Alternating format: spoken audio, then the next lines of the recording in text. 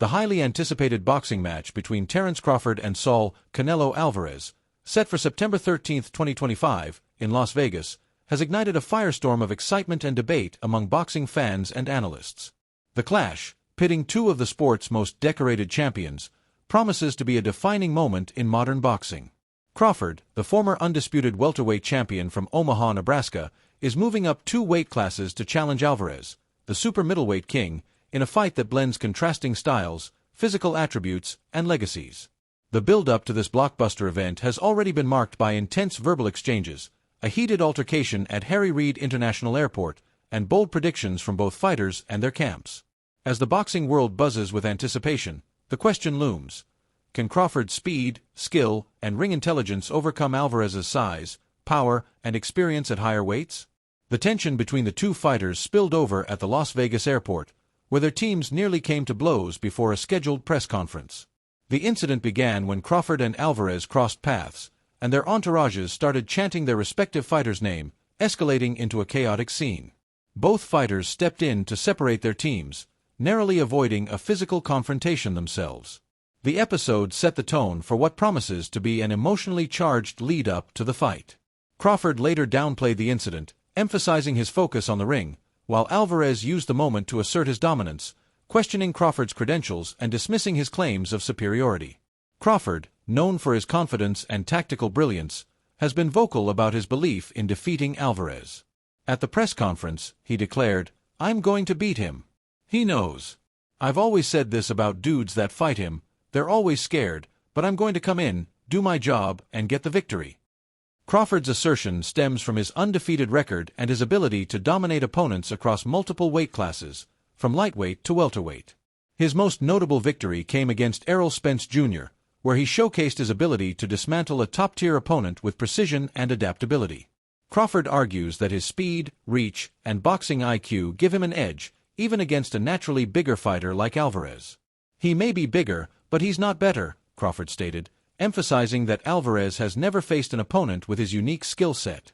Alvarez, however, was quick to counter Crawford's confidence, interrupting an interviewer to challenge his claims. "Why would you say that you're better than me? Which fighters have you fought? What's your boxing record like? What have you done that I've not done before?" Alvarez's frustration was evident as he referenced his victories over elite fighters like Gennady Golovkin and Jermall Charlo, dismissing Crawford's achievements as less significant due to his smaller weight class. Alvarez also pointed out the physical realities of their matchup, stating, "You'll do nothing more than what Charlo did, and I'll treat you both the same way. I'll teach you boxing and let you know that weight classes exist for a reason." Alvarez's confidence is rooted in his extensive experience at super middleweight and light heavyweight, where his power and durability have overwhelmed most opponents. The matchup has sparked a broader debate about the classic boxing question: can a smaller, highly skilled fighter defeat a bigger, stronger opponent? This question has been a recurring theme throughout boxing history, and the Crawford-Alvarez fight offers a fresh opportunity to explore it. Crawford's camp, led by trainer Brian "Bo-Mac" McIntyre, believes their fighter's intangibles, his timing, ring IQ, and ability to adapt, will neutralize Alvarez's physical advantages. McIntyre has stated, "I'm seeing the holes in his game, and I know how to attack him." Crawford himself has studied Alvarez's recent performances, particularly his unanimous decision victory over William Skull in Saudi Arabia. He noted that Skull's defensive movement and mobility frustrated Alvarez, reducing his offensive output. Crawford plans to employ a similar strategy, relying on lateral movement, stance switching, and active defense to avoid Alvarez's power punches. Crawford's preparation is informed by his ability to analyze opponents meticulously. He observed that of the 152 punches Alvarez threw against Skull, only 56 landed, with 40 being body shots. While Alvarez targeted the body effectively, he failed to come close to a knockout, as Skull's constant movement neutralized his power. Crawford remarked, "He was boxing well and then he stopped," suggesting that maintaining a disciplined, mobile approach throughout the fight could exploit Alvarez's tendencies. Crawford's ability to switch between orthodox and southpaw stances, combined with his quick reflexes and counterpunching, makes him a formidable puzzle for any opponent. He believes that by staying disciplined and avoiding direct exchanges, he can outbox Alvarez over 12 rounds. On the other hand, Alvarez's camp argues that Crawford's move to super middleweight, 2 weight classes above his natural welterweight division, will prove too challenging. Alvarez, who has fought as high as light heavyweight, has a significant size advantage, with a thicker, more muscular frame. His punching power, particularly to the body, has been a hallmark of his career, as seen in knockouts against fighters like James Kirkland and Amir Khan. Alvarez contends that Crawford, despite his skills, will struggle to absorb his punches. "My hands will be the last hands to send you to retire," Alvarez warned, signaling his intent to overpower Crawford with his physicality. The boxing community is divided on the outcome, with experts offering compelling arguments for both fighters. Longtime trainer and commentator Teddy Atlas leans toward Crawford, citing his exceptional timing and composure. "Crawford has the ability to slow things down in the ring that very few people have," Atlas said. He argues that Crawford's instincts and ability to read opponents give him an edge, even against a bigger fighter. Atlas acknowledges the historical question of whether a smaller, skilled fighter can overcome a larger, powerful one, drawing parallels to past matchups like Manny Pacquiao's victory over Oscar de la Hoya. While recognizing Alvarez's strengths, Atlas believes Crawford's X factors, his timing, craftiness, and adaptability, could tip the scales. Shakur Stevenson, a lightweight champion who trains alongside Crawford, is equally confident in his teammates' chances. "I think Bud is going to cook Canelo," Stevenson said, emphasizing Crawford's speed, footwork, and southpaw stance as key advantages. He downplays the weight difference, noting that Alvarez, while physically imposing, is not significantly taller than Crawford. Stevenson's perspective carries weight due to his first-hand knowledge of Crawford's training habits and ability to adapt to different opponents. He believes Crawford's versatility and ring intelligence will allow him to solve Alvarez's puzzle, much like he has done throughout his career. However, not all experts are convinced Crawford can overcome the size disparity. Kell Brook, who faced Crawford in 2020, favors Alvarez due to his experience and physical advantages at super middleweight. Brook, who also fought Gennady Golovkin at middleweight, understands the challenges of moving up in weight against elite competition. "I have to lean towards Canelo," Brook said, citing Alvarez's size, strength, and ring generalship. He argues that Crawford's style, which involves setting his feet and engaging, differs from Floyd Mayweather's movement-heavy approach that defeated Alvarez in 2013. Brook believes Alvarez has evolved significantly since that loss, making it difficult for Crawford to replicate Mayweather's blueprint. The fight's significance extends beyond the ring, as it represents a clash of boxing royalty from different eras and weight classes. Crawford, with undisputed titles in 2 divisions, is chasing a third consecration against one of the sport's biggest names.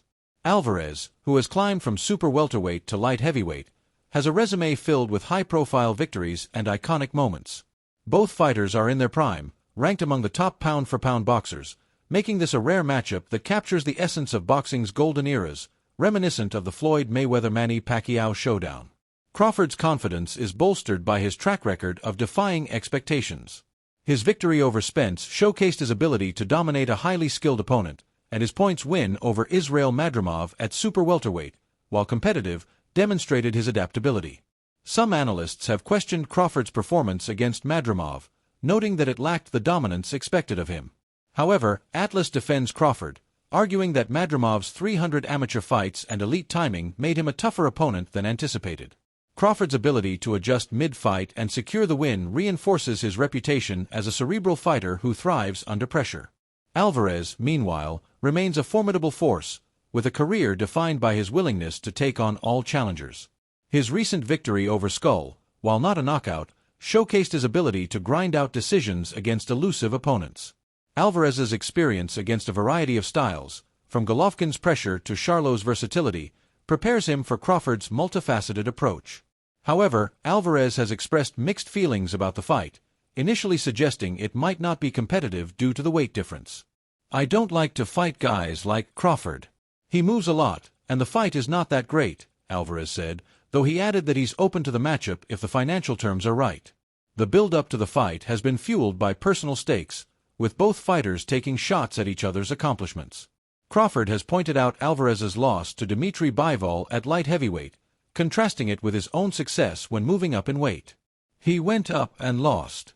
I went up and won," Crawford said, highlighting his ability to conquer new divisions.